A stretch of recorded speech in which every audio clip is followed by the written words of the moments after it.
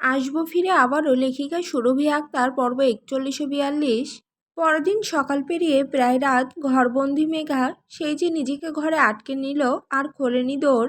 বলা চলে রৌদ্র বাড়িতে থাকলে সে দৌড় খোলে না, বেপরোয়া ছেলে সেসবে ধার ধারেনি এখনো। বাড়িতেই নেই সে, মেঘাকে দেখেনি কালকের পর। আজ সকালে বেরিয়ে গেছে, এ অবধি ফেরেনি। ডিনারে বসবেন সকলে, টেবিলে খাবার সাজানো হচ্ছে। সাফা একা নিচে নামলো, ওকে একা দেখে চোখ শুরু করলেন তোফায়েল কাবির। ডেকে শুধালেন, সাফা মেঘা কোথায়? ও তো রুমে। খাবে না? নিচে আসবে না, রুমেই খাবে? মিনমিনে গলায় উত্তর করলো সাফা।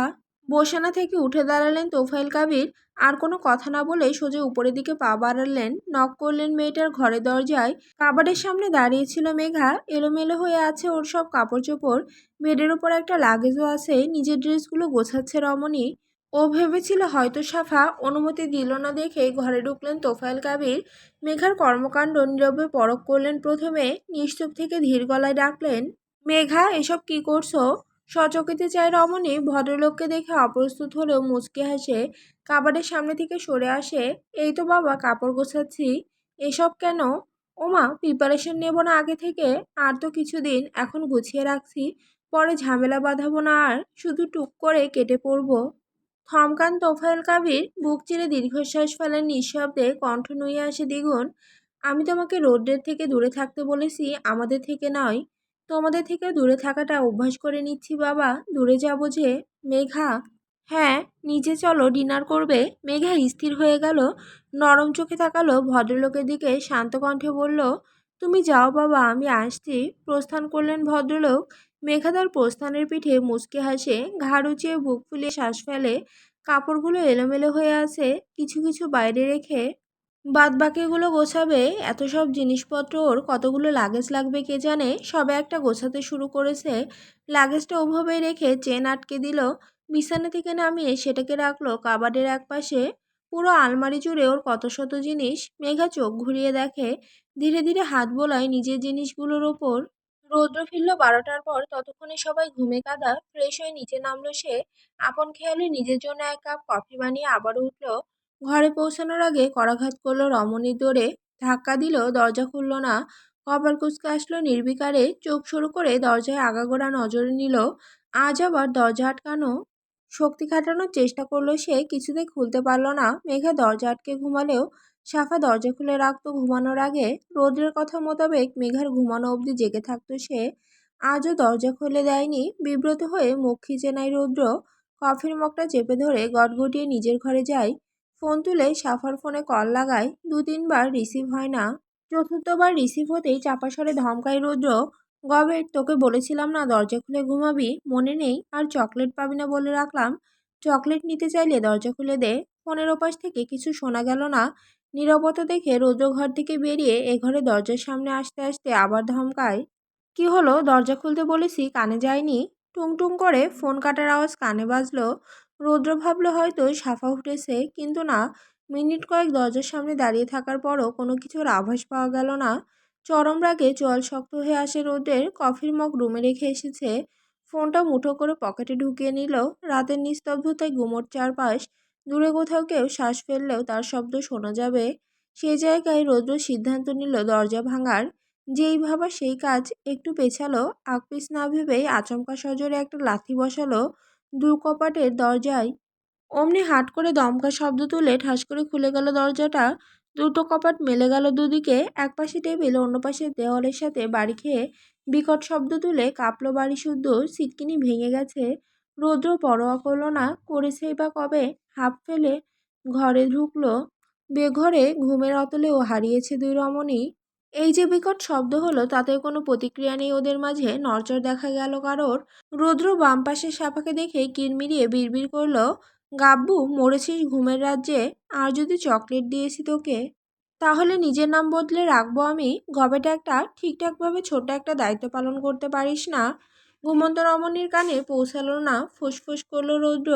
নিজেকে ধাতস্থ করে খাটের ডান পাশে পা বাড়ালো। মেঘা শুয়ে ডান কাত হয়ে একটু গুটিয়ে ঘুমিয়ে আছে, হাঁটু ভাঁজ করে মুড়ে ওর সম্মুখে মেঝেতে বসে রৌদ্র। হলদে ডিম লাইট জ্বলছে, যার আলোয় রমণীর ফর্সা চেহারা হলদেটে দেখাচ্ছে। এদিকে দরজার বিকট শব্দে ঘুম ভেঙেছে আদ্রের। পাশেই তার রুম। চমকে উঠেছিল সে, ধরফর করে বাইরে বেরিয়েছে। চোখ নিভু ঘুমের ঘোরে। চোখ ডলে করিডোরে এপাশ ওপাশ তাকাতেই দেখতে পেল মেঘার সাফার ঘরের দরজা শটান খুলে রাখা। কয়েক স্তর ভাঁজ পড়ল ওর কপালে। পরীক্ষণের উদ্দেশ্য একটি পাওয়া এগোতেই দরজার বাইরে থেকে ভেতরকার দৃশ্য নজরে পড়ল। আবছা ক্ষুণ্ণ আলোয় প্রথমে নজরে পড়ল রৌদ্রের ওপর। মেঝেতে বসে মেঘার দিকে ঝুঁকেছে সে। রমণীর অবিন্যস্ত কেশরাশি কুণ্ডলি পাকিয়ে ছিটিয়ে রয়েছে বালিশে। মুখের ওপর আছড়ে পড়েছে গুচ্ছ কয়েক। রৌদ্র হাত বাড়িয়ে তা সরিয়ে দিল। দৃশ্যমান করল একবিংশীর পূর্ণ মুখশ্রী। আদ্রকে এভাবে দেখা মাত্র ভ্যাবাচাকা খায়। ঘুম ঘুম চোখজোড়া বিহত হয়ে আসে তার। চটপট ঘন পলক ফেলে ঢোক গেলে মাথা ঝাঁকিয়ে পিছিয়ে যায় রৌদ্র মেঘার ঘরে। তার মানে ঘরে ঢোকার জন্য দরজা ভাঙল সে। আর এটারই শব্দ হলো। বিস্ময়ে মুখ ফাঁক হয়ে আসে তার। জিভে কামড় বসিয়ে দ্রুত জায়গা ত্যাগ করে আরো কিছু দেখে ফেলার আগেই। এদিকে রৌদ্রের উদ্বেগ নেই। প্রশান্তি পেয়েছে সে, ঠান্ডা হয়েছে সব উদ্বিগ্নতা। চোখ বুজে দীর্ঘ সময় ধরে রাখলো নিজেকে। অনেক আগে মাথাটা নামিয়ে রেখেছে মেঘার বালিশের পাশে, মাথার কাছটায়। কপাল ছুঁই ছুঁই দুজনার। ইদানিং বেশ ঠান্ডা পড়েছে। কম্পিউটার মুড়িয়ে জড়সড় হয়ে শুয়ে আছে একবিংশী। তার গরম শ্বাস ক্ষণে ক্ষণে আছড়ে পড়ছে বেপরোয়া লোকটার মুখের ওপর। রৌদ্রের কেমন শিরশিরে ঠান্ডা অনুভব হয়। আলগোছে মাথা উঁচায় সে। একটু এগোয়। ঘুমন্ত রমণীর মুখখানার তিন স্থানে তিনটে পরশ আঁকে। প্রথমেই চিকনলতার সূক্ষ্ম নাকফুলটায়, দ্বিতীয়ত ভ্রুর পাশের কাটা দাগে তাকে নির্দিষ্ট করে, আর তৃতীয়ত পাতলা অধরের এক কোণে। রমণী ঘুমিয়ে, তাই বাধা দেওয়ার কেউ নেই। মৃদু মৃদু পরশ বুলিয়ে সরে আসে রৌদ্রের। রমণীর বাম গালে হাত রাখে। এবারে চতুর্থ পরশটা আঁকে একবিংশীর বন্ধ চোখের কার্নিশে। ঠোঁট সরাতে অনুভূত হয় ঠোঁট ভেজা তার। কেমন নোনা স্বাদ পায় কপাল গোটায় সে। এই মেয়ে কি ঘুমের ঘোরে কাঁদছে নাকি? চোখের পাপড়িতে পানি জমল কি করে? রৌদ্র বোঝে না। আরেকটু ঝুঁকে আবারও ঠোঁট ছোঁয়ায় নেভানো পত্র যুগলের পিঠে। একই নোনা স্বাদ পায় পুনরায়। তবে বেশি ভাবল না এই নিয়ে। হয়তো ঘুমের মধ্যে চোখে পানি জমেছে, এটা স্বাভাবিক। মিনির ক্ষেত্রে দেখেছে ও ঘুমিয়ে ঘুমিয়ে কাঁদে মিনি। রিসা বলতো এটা হয় অনেকের। আরামে ঘুমোচ্ছে এই মেয়ে। রৌদ্র রোজ রাতে ওর রুমে আসে। একদিনও আভাস পায় না এই মেয়ে।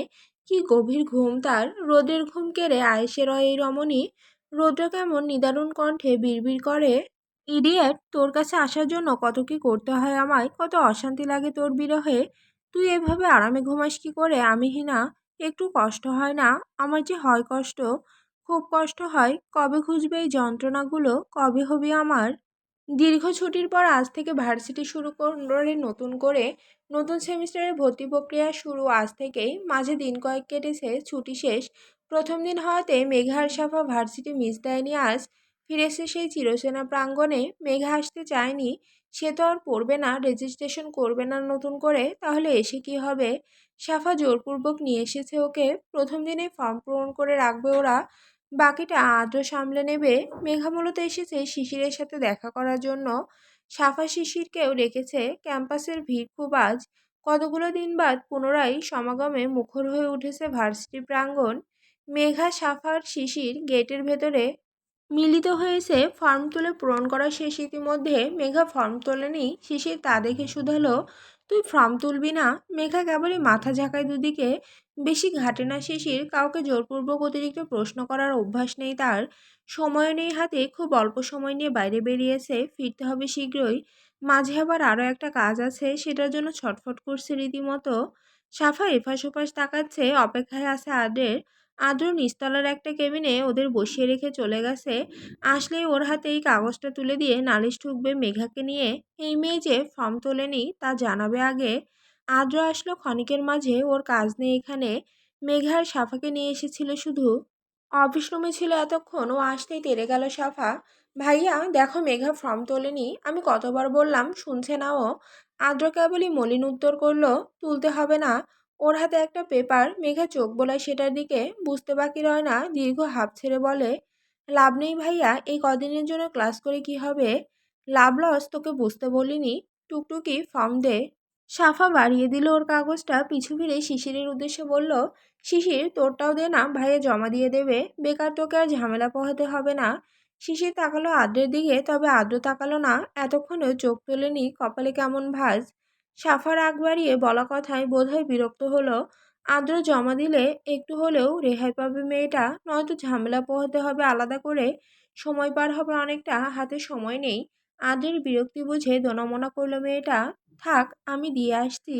কথা শেষ হতে আদ্র ওর দিকে হাত বাড়িয়ে দিল, চোখ নিচু করে রাশভারী গলায় বলল, দাও। রক্ষা পায় মেয়েটা তড়িঘড়ি করে ওর হাতে কাগজটা ধরিয়ে দিয়ে বলে, থ্যাংক ইউ স্যার। আদ্র বিপরীতে কিছুই বলল না, গুরুভার কণ্ঠে না তাকিয়ে বলল, তোরা গেটের বাইরে যা, আমি আসছি। রমণীরা গেটের বাইরে অপেক্ষমান। মিনিট কয়েক পেরিয়েছে, শিশির চঞ্চলা হয়ে বারংবার এপাশ ওপাশ তাকাচ্ছে, হাতে মুঠোফোনটা খসখস করছে সে। কেউ একজনের আসার কথা, ওই যে ওর হবু স্বামী। হঠাৎ আজ কথা হলো তার সাথে, সে নাকি শিশিরের সাথে দেখা করবে। এর আগে কথা হয়নি, আজ সকালে ফোন করেছিল, বলল বাইরে দেখা করতে। সেই তাগিদেই শিশিরের বের হওয়া হয়েছে আজ। একেবারে ভার্সিটির কাজটাও গুছিয়ে নিল। তিনি বলেছিলেন গেটের বাইরে অপেক্ষা করতে, দুপুর 12টার দিকে আসবেন, কিন্তু এখন বাজে 12টা 20, আসার কোনো নামগন্ধ নেই। শিশির নিজে থেকে ফোনও দেয়নি।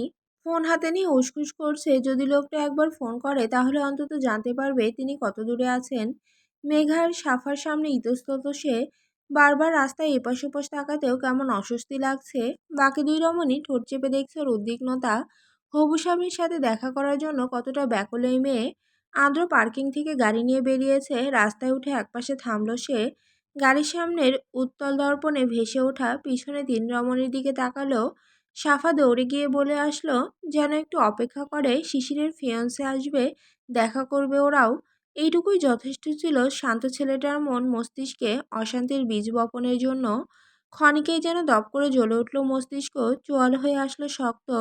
এতক্ষণ নিজের উপর চরম বিরক্ত ছিল সে। ওই বেয়াদব মেয়েটার উপস্থিতিও কেমন অস্থিরতা সৃষ্টি করছিল, তাই তো তাকায়নি একবারও। সব উচাটন সামলাতে চোখ নামিয়ে রেখেছিল। কেমন অস্বস্তি হচ্ছে ওই মেয়েকে নিয়ে, হঠাৎ কিসের এত মাথা ব্যথা ওর, কেন এত খারাপ লাগে। এ কদিনে মাথাটা পুরো ঝালাপালা করে দিয়েছে ওই বেয়াদবটা। দু হাতে স্টিয়ারিং শক্ত করে চেপে ধরল আদ্র। দাঁতে দাঁত পিষে চোখ খিচে বন্ধ করলো, সিটে মাথা এলিয়ে মুখ গোল করে শ্বাস ফেললো আলতো মাথা ঝাঁকিয়ে। বোঝালো নিজেকে আর ভুলেও তাকাবে না ওদিকে, ওই মেয়ের কথা ভাববেও না। যে মেয়ের নামটা অবধি মনে থাকে না, সেই মেয়েটাই পুরো মন মস্তিষ্কের কার্যক্ষমতা ছিনিয়ে নিয়ে পুরোটাই দখলদারি চালিয়ে বসে আছে। উদগ্রীব করে ছেড়েছে শটান এই যুবককে। আজব তো, আগে এমন হতো কই। ওর বিয়ের বার্তা পাওয়ার পর থেকেই একে অনাচার শুরু হয়েছে। পেছনে তিন রমণী দাঁড়িয়ে, ক্ষণিকের ব্যবধানে একটা বাইক এসে থামলো ওদের সামনে। বাইকে দুজন, সামনের জন মাথার হেলমেট খুলতেই ধক করে ওঠে শিশির।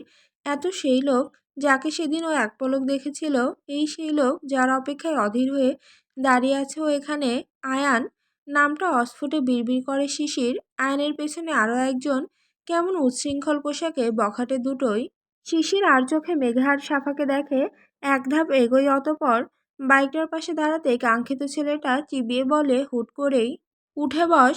তৎক্ষণাৎ কপালে ভাঁজ পড়ে শ্যামলিনী কন্যার, বুঝে পায় না, অস্ফুটে উচ্চারণ করে, জি। বাইকের পেছনে ওঠ, লং ড্রাইভে যাব তোকে নিয়ে। এই টনি, চেপে বসে একটু, তোর ভাবি বসবে তোর পিছে। মুখখানা কুঁচকে আসে শিশিরের। এমন ব্যবহার আর কথার মানে বুঝল না সে। ফোনে যখন কথা বললো তখন তো ঠিকভাবেই কথা বলেছে, এখন এভাবে কথা বলছে কেন। পেছনে সাফার মেঘাও কপাল কুঁচকে শুরু করেছে। একে অপরের দিকে তাকালো ওরা। এটাই তাহলে শিশিরের ফিয়ন্সে। কেমন বকাটে সাপ, স্পষ্ট চেহারায়, পোশাক আশাকেরও ঠিক নেই। দু হাতে 10 আঙুলে 10টা আংটি, হাতের কবজিতে অগণিত প্যাঁচানো রূপালি চেন, গলায় আরও দুটো। এখানে ওখানে বখাটেদের উৎপাত দেখেছে সাফা আর মেঘা। সেসব বখাটেদের থেকে কোনো অংশে কম নয় এরা। ভাবসাব আর চেহারা সুরত এক। তাজ্জব বলল ওরা, শিশিরও তাই। সেও বিস্ময়ে হতবাক। আগের দিন যখন আয়নকে দেখলো এভাবে দেখেনি। বেশ পরিপাটি ভদ্রসভ্য সাজ পোশাকে দেখেছিল।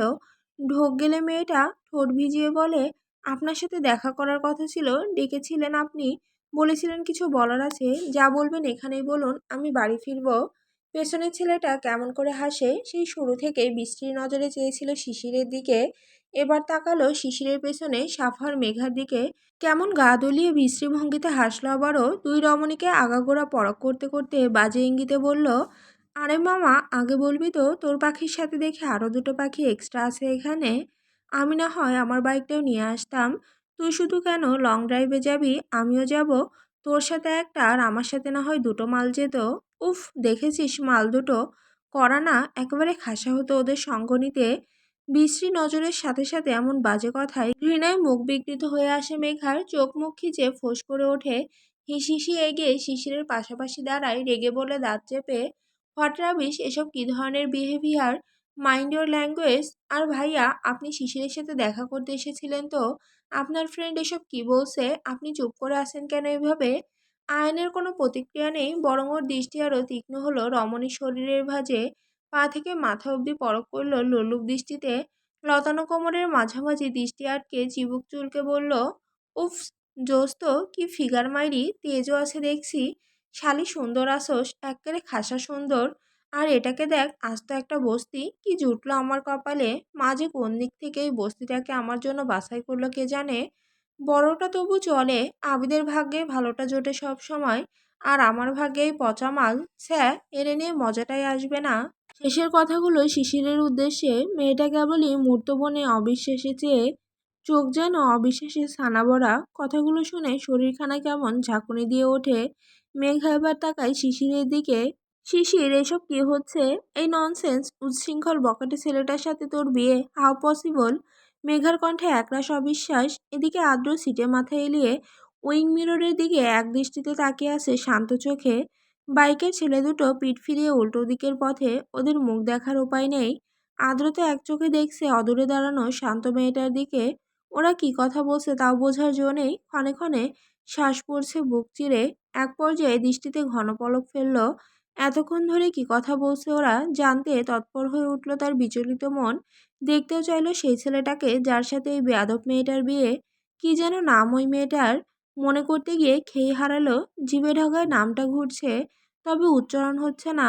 মনে আছে, মুখে নেই। আদ্র চোখ বুজে বিড়বিড় করল, ইয়া, ভেজা বেড়াল, ভেজা শিশির, অ্যাম রাইট, বাট বেয়াদব, ইটস পারফেক্ট। আইন চল খিচে শিশিরকে আবার আদেশ করে, বাইকে ওঠ, আমার অন্যান্য ফ্রেন্ডরা দেখা করবে তোর সাথে, আমাদের আড্ডাখানায় নিয়ে যাব তোকে, জলদি উঠে বস পেছনে। শিশির তাকায় বাইকের দিকে। আয়নের পেছনে ছেলেটা। ও বসবে কোথায় আর যাবেই বা কেন? কণ্ঠের রোদ আর চোখের অবিশ্বাস ঠেলে শক্ত হলো মেয়েটা। ঘন পলক ফেলে চোখের ঝাপসা ভাব দূর করে বলল, যাব না আমি। মেঘা, চল এখান থেকে। শিশির মেঘার হাত ধরে অহমিকায় পা বাড়ায় উল্টো পথে। অমনি বাইকে বসে থেকে ওর বাম হাতটা খপ করে টেনে ধরে আয়ান। কেঁপে ওঠে রমণী। থরথর করে কম্পিত হয় পুরো শরীর। ঝট করে মেঘার হাত ছেড়ে তড়াক করে তাকায় আয়ানের দিকে। ততক্ষণে ও বাইক থেকে নেমে পড়েছে। শিশিরের মুখোমুখি উঠে দূরত্ব ঘুষল কিরমির করে। ভোরকে পেছায় রমণী। আয়ন চিবিয়ে বলে, এই বস্তি, কোথায় যাচ্ছিস? বলেছি না তুই আমার সাথে যাবি। আমার সাথেই যাবি তুই? তোর সাহস তো কম নয়, আমায় ইগনোর করে চলে যাচ্ছিস। আদ্র দেখেছে এটুকু, ছেলেটা যেই না শিশিরের হাত খামচে ধরল, তেড়ে গেল ওর দিকে, সেই তৎক্ষণাৎ আদ্র গাড়ি থেকে নেমেছে ধরফরিয়ে। শিশির নিজের হাত মুচড়ে ছাড়াতে চেষ্টা করে বলে, ছাড়ুন আমায়, দেখুন বিয়ে হয়নি আমাদের এখনো। আপনি বলেছিলেন আমার সাথে কিছু কথা বলার আছে আপনার, তাই আমি বাইরে বেরিয়েছি, আপনার সাথে অন্য কোথাও যাওয়ার জন্য নয়। মুখের ভাষা ঠিক করুন। অসভ্যতম করবেন না, ছাড়ুন আমার হাত। আয়ন না ছেড়ে আরো শক্ত করে চেপে ধরে। ধাপে ধাপে মেয়েটার দিকে এগোয়। বিপরীতে উল্টো পায়ে পেছায় মেয়েটা। রাস্তায় খাজে পা উঁচু নিচু হয়ে ঢাল হারাতে পারে যে কোনো সময়। আয়ন ক্রুদ্ধ। খুব কাছাকাছি থাকায় মদ আর সিগারেটের বিশ্রী গন্ধ অনুভব করতে পারছে শিশির। অপ্রত্যাশিত স্পর্শ আর এমন বিদঘুটে গন্ধে গা গুলিয়ে আসার দশা। কেমন রিরি করে উঠল রমণীর কোমলাঙ্গ। স্পর্শটুকু বড্ড তিক্ত লাগছে। আচমকা সেই তিক্ততা থেকে রেহাই পায় শ্যামলিনী কন্যা। এক ঝটকায় ওর হাত সেই বখাটে ছেলেটার থেকে ছাড়িয়ে নেয় কেউ। আয়নের হাতটা এক ঝটকায় উপড়ে ফেলার ন্যায় ছিটকে ফেলে সে। আকস্মিক জোরে পিছিয়ে যায় আয়ান। আদ্র শিশিরের সামনে দাঁড়িয়ে ওকে নিজের সুঠাম দেহের আড়াল করে রাগে হিসিয়ে ওঠে বজ্রকণ্ঠে, ইউ বাস্টার্ড, তোর সাহস কি করে হয় ওকে ছোঁয়ার? একসাথে চমকায় তিন রমণী। এক মুহূর্ত থেমে আদ্র আবারও চেঁচিয়ে ওঠে, জানোয়ার, হাত ভেঙে গলায় ঝুলিয়ে রাখবো যদি দ্বিতীয়বার ওকে টাচ করার চেষ্টা করিস তবে, বাস্টার্ড। আদ্রের হুঙ্কার পৌঁছেছে অদূর পর্যন্ত। আয়ন থতমত খেলো, ভরকালো। আশেপাশের লোকজন সহ গুটি কয়েক স্টুডেন্ট থেমে তাকিয়েছে এদিকে। সিকিউরিটি গার্ড বেরিয়ে আসলো গেটের সামনে থেকে। আদ্রকে দেখে বিনয়ী হয়ে মাথা নামালো। ধমকালো আদ্র, সিকিউরিটি, ভার্সিটির বাইরে দাঁড়িয়ে ভার্সিটির স্টুডেন্টকে উত্ত্যক্ত করা হচ্ছে। চোখ কান কোথায় থাকে আপনাদের? Throw this unruly boys out of my sight. তৎক্ষণাৎ আদেশ তামিল হলো। আয়ন কিছু বুঝে ওঠার আগেই সিকিউরিটি গার্ডরা চেপে ধরলো ওকে। ওর বন্ধুকেও ছাড়লো না। বাইক রেখে পুরো ভার্সিটি চত্বরের বাইরে ছুঁড়ে ফেলা হলো ওদের। ফিরে এসে মাথা নুয়ে ভুল স্বীকার করলো। সরি স্যার, আমরা দেখতে পাইনি, নেক্সট টাইম আর ভুল হবে না। শিশির মাথা নুইয়ে রেখেছে, জমে এসেছে পুরো শরীর, কেমন শিরশির করছে। মেঘা ওর কাছে গিয়ে ঝাঁকায় ওকে। শিশির, আর ইউ ওকে? মেয়েটা কেবল নড়ে চড়ে ওঠে। এতক্ষণ পিছু ফিরে আদ্র মেয়েটাকে চিবুক নুইয়ে থাকতে দেখে দীর্ঘ পলকে তাকায়। কেমন রাগ লাগছে এই মেয়েটার ওপর আরো বেশি। ওই ছেলেটা এর ফিউচার হাজবেন্ড। ভাবতেও মাথা চক্কর দিচ্ছে। নিজেকে সংবরণ করে চড়া গলায় আদেশ করলো সে। মেঘ, গাড়িতে উঠে বস তিনজনে। এই বলে গটগটিয়ে পা বাড়িয়ে গাড়িতে উঠে বসলো নিজে। গাড়িতে উঠে মেঘা দম খিচে প্রশ্ন করলো শিশিরের হাত টেনে ধরে, এসব কি হলো শিশির? ওই ছেলেটার সাথে তোর বিয়ে? মাথা খারাপ হয়ে গেছে তোর? ও একটা বখাটে বাজে ছেলে, তুই জানতিস না এসব? গাড়িতে কিংকর্তব্য বিমুখ হয়ে বসে রমণী যেন বিশাল বড় শখ খেয়েছে আজ। নড়ছে না, পলকও ফেলছে না চোখে। দীর্ঘ সময় বাদ বাদ ধীরে ধীরে চোখ নিচ্ছে। ঘোলাটে হয়ে আসতে চোখ জোড়া। মেঘার প্রশ্ন শুনল সে। নিজেও তো দেখলো লজ্জায় চিবুক নুইয়ে আসতে। আজ কি দেখলো? এতে কি বুঝলো? ওই লোকটার সম্পর্কে কিছু জানা ছিল না। এই লোক যে এমন হবে তা ওর কবু কল্পনাতেও ছিল না। যেদিন আংটি পরালো সেদিন আবিদ বলেছিল যেন শিশির এই বিয়েটা না করে। অনেক কথা কাটাকাটি হয়েছে সেদিনও। আর শিশির ভালো মতোই বুঝতে পারছে আবিদ সেদিন কেন এই বিয়েতে অসম্মতি দেখিয়েছিল। আবিদ তার ভাইয়ের সম্পর্কে কিছু বলেনি, বোঝানোর চেষ্টা করেছিল না বলে। ওর না বলা কথাগুলো বোঝেনি শিশির। ইকরার কথা ভেবে নিজের দিকটা না ভেবেই অন্য কারো নামের আংটি হাতে পড়েছে। এখন বিয়েও হবে, বাকি নেই বেশি দিন। আর এখন এসবের সম্মুখীন হলো সে। নিজেকে বোঝাতে ব্যস্ত রমণী, মনে হচ্ছে সব ভুল, কিন্তু তা নয়। মেঘা আবার ওকে ঝাঁকায়, কিরে বল, কি করে এই বিয়েতে রাজি হয়েছিস তুই? ওই ছেলেটার সম্পর্কে কিছু জানিস না? শিশির কেবল ঠোঁট ফাঁক করে অস্ফুটে বিড়বিড় করে, না। হোয়াট? না জেনে বিয়েটা হচ্ছে? 23 তারিখ তোর বিয়ে, আর তুই এখন এসব? শিশির, বুঝতে পারছিস ওই ছেলেটা ভালো নয়? গাড়ি থামান স্যার, আমি নামবো। এক বাক্য মেয়েটার কণ্ঠ পুরোপুরি বন্ধ হয়ে আসছে। গলায় দলা পাকিয়ে আটকাচ্ছে নিঃশ্বাস, জ্বলছে দু চোখ। যখন তখন পানি গড়াবে, কিন্তু এই দু চোখে আবার সহজে ঝর্ণা নামানোর অভ্যেস নেই। নির্জনতা প্রয়োজন। আদর নিরেট চোয়ালে ড্রাইভ করছিল। দৃষ্টি ছিল ফ্রন্ট মিররে, দপদপ করে আগুন জ্বলছে মাথায়। চোখ হয়ে উঠেছিল রক্তিম। রক্তবর্ণ চোখের ক্ষোভ ঢাকার জন্য গাড়িতে উঠেই চোখে সানগ্লাস লাগিয়েছে। এখনো আছে তা। শিশিরের এক কথাতেই বিনা বাক্যে গাড়ি থামালো সে। মেয়েটা গাড়ির দরজা খুলে নামতে গেলে সাফা বাধা দেয়। এই শিশির, এখানে মাঝ রাস্তায় নামছিস কেন? ঠিক নেই তুই? ওকে সাফা, ডোন্ট ওয়ারি, চলে যেতে পারবো একা। তোরা যা, খুব শিগগিরই তোদের বাড়িতে আসবো বিয়ের দাওয়াত নিয়ে। এটুকুনি বলে ছলছল চোখে চেয়ে মুচকে হাসলো মেয়েটা। বাধা উপেক্ষা করে নামলো গাড়ি থেকে। একটা রিক্সা ডেকে উঠে পড়লো সেটাই। হুট তুলতেই হেসকে উঠলো গলা চিরে। চোখ ছাপিয়ে আর সকলের অগোচরে টুপ করে গাল ভিজলো। রিক্সাওয়ালা শুধালেন, কোথায় যাবেন আপা? দম খিচে নেয় রমণী। জবানরুদ্ধ উত্তর করার শক্তি নেই। হাতে ইশারা করে সামনের রাস্তা দেখালো। রিক্সা চালক চলতে নিলেই ভরার ডাক পড়লো পিছন থেকে, দাঁড়ান। থামলেন রিক্সা চালক। আদ্র এগিয়ে আসলো। গাড়ি থেকে নেমেছে শিশির। রিক্সায় ওঠার সাথে সাথে মেয়েটার কাঁধে ঝোলানো ভারী ওনার এক পাশ নিচে নেমে এসেছে বাঁধন ছুটিয়ে। চাকা ছুঁই ছুঁই হয়ে ঝুলছে। ঢুকে যেতে পারে। অঘটন ঘটার আগে আদ্র এসে ওনার এক কোণা ধরে সরিয়ে নিয়ে আসলো। পাশাপাশি দাঁড়িয়ে হুট ছাপিয়ে চোখ তুলল শিশিরের পানে। অমনি রমণীর ভেজা চোখ মুখ দেখে আঁতকে উঠল সে। মেয়েটা হাতের উল্টো পিঠে গাল মুছে নেয় আদ্রকে দেখে। এক পলকেই যেন ভেজা চোখ দুটোতে কত বিষণ্ণতা খুঁজে পেল আদ্র। শিশির ওড়না সামলে নেয় নিজেকে স্বাভাবিক দেখে তাড়াহুড়ো করে বলে, ধন্যবাদ স্যার, মামা চলুন আপনি। রিক্সা চালক থামলেন না। মূর্তবনে থমকে যাওয়া আদ্রকে রেখে চলে গেলেন পাশ কাটিয়ে। আজকাল আর বৃষ্টি হয় না, ঠান্ডা নেমেছে প্রচণ্ড। জানুয়ারির প্রথম সপ্তাহ চলে। সন্ধ্যায় পুরো পরিবারের আড্ডা মজেছে। মেঘা সে কবে থেকে রান্না শিখতে চায় রুবিনা কাবিরের থেকে। মাঝে রুবিনা কাবির শেখাতে চাইলেন, পরে আর শেখানো হয়নি। রান্না করবে করবে করেও করা হয় না মেঘার। আজকাল গুটিয়ে রাখে নিজেকে, নিচেও নামে না। কাল ভার্সিটি থেকে ফেরার পর ওই যে ঘরে উঠেছে, আর নামেনি। ওর খাবার ঘরেই পৌঁছানো হয়। তবে আজ সন্ধ্যায় রুবিনা কাবির নিজে ডেকে নিচে নামিয়েছেন মেঘাকে। কাল থেকে মেয়েটা আরও বিষণ্ণ শিশিরের চিন্তায়। ওর সাথে কন্ট্যাক্ট হয়নি আর। কিচেনে বাহারি পিঠা বানাতে ব্যস্ত দুই গিন্নি সিরাত আর মেহেরও আছে। মেঘাও যোগ দিল। হরেক রকম পিঠা বানানো হবে ঠান্ডার এই মৌসুমে। চিতই বানানো হয়েছে কতগুলো। সিরাত নকশি পিঠার নকশা বুনছে মেহেরকে সাথে নিয়ে। চুলার এক পাশে ভাপা পিঠা বানাচ্ছেন শাহিনা কাবির, অন্য পাশে দুধ জাল করছেন রুবিনা কাবির। মেঘা একে একে সবাইকে দেখলো, চোখ গোল করে গায়ের চাদরটা ভালোভাবে টেনে নিয়ে রুবিনা কাবিরের কাছ ঘেঁষে দাঁড়ালো। পেছন থেকে কাঁধের কাছে চুটনি ঠেকিয়ে জানতে চাইল, দুধ জাল করে কি করবে মা? দুধ চিতই। ও, আমার ফেভারিট। মুচকি হাসলেন ভদ্রমহিলা, দ্বিধাহীন বললেন, রৌদ্রও খুব ভালোবাসে। অমনি মুখ চুপসে গেল মেঘার, চোখ নামিয়ে সরে আসলো। শাহিনা কাবির একে একে ভাপা পিঠা বানাচ্ছেন আর ড্রয়িং রুমে পাঠাচ্ছেন। দুই কর্তাসহ ছেলেরা খাচ্ছে ওখানে। প্লেটে আর কয়েকটা পিঠা তুলে মেঘার দিকে বাড়িয়ে দিলেন তিনি। মেঘা সেসব নিয়ে বেরিয়ে আসলো কিচেন থেকে। সোফার একপাশে বসলো। আদ্র খাচ্ছে না তা দেখে ধীরে শুধালো, ভাইয়া খাবে না তুমি? উহু। ছোট জবাব, মন উতলা। একটু পর চাপা স্বরে নিচে জানতে চাইলো, হাজার ইতস্ততা ঠেলে ডাকলো প্রথমেই, মেঘ। মেঘা চেপে বসে উত্তর করে, হুম।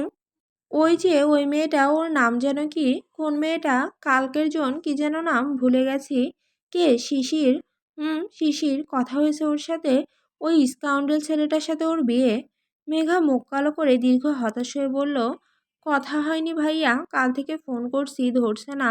আর বিয়েটা তো ওর ফ্যামিলি থেকে ঠিক করা। ওই ছেলেটা যে অমন শিশির তো জানতও না বোধ হয়। তুমি জানো শিশির ওর আপুর জন্য এই বিয়েতে রাজি হয়েছে? ওই ছেলেটাকেও চেনেও না, কাল সেকেন্ড টাইম মিট করেছে ওরা, তাও ছেলেটা নিজে ডেকেছিল। আর এই বিহেভিয়ার, আমার তো ভাবতে অবাক লাগছে। ভয় হচ্ছে শিশির কি করবে এখন। কি আবার করবে? বিয়ে করবে না ব্যাস। ও অ্যাডাল্ট একটা মেয়ে, সব কিছু জেনে নিজে চোখে ওই ছেলের ব্যাড সাইড দেখার পরও এই বিয়ে করবে ও? করবে ভাইয়া। তুমি শিশিরকে জানো না? ওকে যতটা নরম দেখো তার থেকেও বেশি নরমও। ওকে আমরা এখনো অবধি বুঝতে পারিনি ঠিক মতো। আদ্র আর কিছু বলল না। খাওয়ার মাঝে সবার নীরবতা ভাঙল বেপরোয়া ছেলের বিচলিত স্বরে। হেই গাইস, কি হচ্ছে এখানে? সবাই একসাথে কি খাচ্ছ? বলতে বলতে এসে বসলো সোফায়। এই ঠান্ডাতেও শরীরে উষ্ণ কাপড় নেই। জ্যাকেট ছিল খুলে কাঁধে ঝুলিয়ে বাড়িতে ঢুকেছে। এলোমেলো চুলগুলো কপালের এখানে ওখানে লুটোচ্ছে। বসেই শব্দ করে হাঁপ ছাড়লো, যেন খুব ক্লান্ত। সাপা একপাশে চুপচাপ বসেছিল বড়দের মাঝে। রোদের কথায় প্রত্যুত্তর করলো সে, পিঠা খাচ্ছি ভাইয়া, খাবে? কি পিঠা? ভাপা। আরও আছে। রৌদ্র মেঘার দিকে তাকায়। আদ্রকে ওর পাশে দেখে মারি খেছে। রমণীর ভাবান্তর নেই। চোখ বাঁকিয়ে হাঁক ছাড়ল রৌদ্র, মম ঝাল পিঠা নেই কোনো? অনেকদিন ধরে মিষ্টি খাওয়া হয় না, একটু মিষ্টি খাওয়ার ফিলিংস হচ্ছে মম। ঝাল ঝাল কিছু নিয়ে এসো তো। নিমিষে কটমট করে তাকায় মেঘা। বাঁকা হাসি প্রগাঢ় হয় বেপরোয়া লোকটার ঠোঁটে। না বুঝে বলে সাফা, মিষ্টি খাবে? তাহলে ঝাল পিঠা কেন খুঁজছো ভাইয়া? ও তুই বুঝবি না, ঝাল কিছু খাওয়ার পর মিষ্টি খেতে হয়, তাই না সুইট হার্ট? মেকিস্বরে রসিকতা। নীরবে ভিমড়ি খায় রমণী। আদ্র আর চোখে মেঘার দিকে তাকায়। দুই কর্তা নিশ্চুপ। ছেলের অযথা ভেঙানো কথায় কান দিলেন না। রোদের সামনে থাকবে না মেঘা, সে উঠে দাঁড়ায়।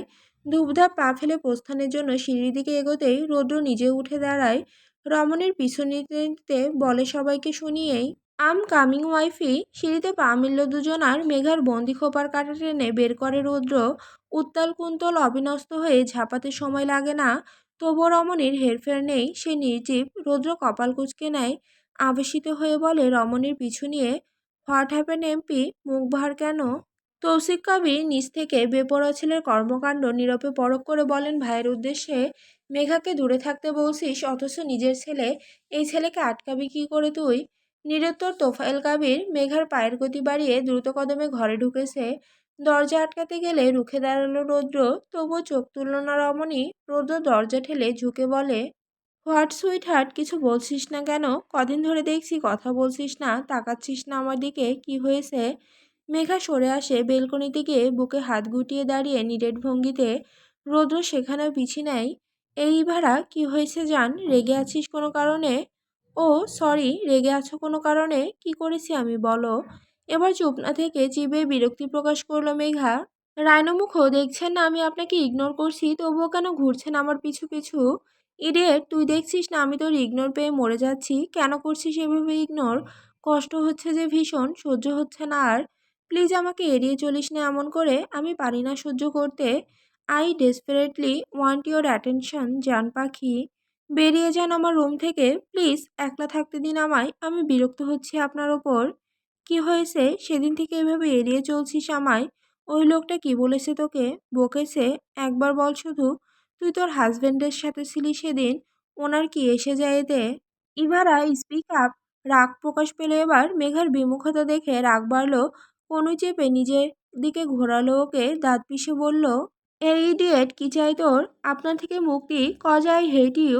রমণীর দ্বিধাহীন তেজি উত্তর, এই জীবনে এই চাওয়াটা আর পূরণ হবে না তোর, কজ আই ওয়ান্ট ইউ। সমস্যা কি আপনার? তুই। তাহলে আমি নামক এই সমস্যার পিছনে সবসময় পড়ে থাকেন কেন? Leave me. সলিউশন যে তোর মাঝে নিহিত, কি করে ছাড়ি? তোর আসক্তি যে বড্ড নেশা, জান পাখি। কি করে বোঝাই তোকে? গত 5 বছর এই নেশা কোথায় ছিল? কোথায় ছিল এই বেপরোয়া আসক্তি? ঢং দেখাতে এসেছেন? দূরে যান আমার থেকে। খবরদার নাটক করতে আসবেন না। উফ সুইট হার্ট, তোর নেশার আসক্তি যদি 5 বছর আগে প্রকাশ করতাম না, তাহলে আর খুঁজেই পাওয়া যেত না তোকে। রুডবিক কাবির রোডের বেপরোয়া আসক্তির তোপের মুখে পড়ার দম ছিল তোর সেই বয়সে? এই বয়সে আছে?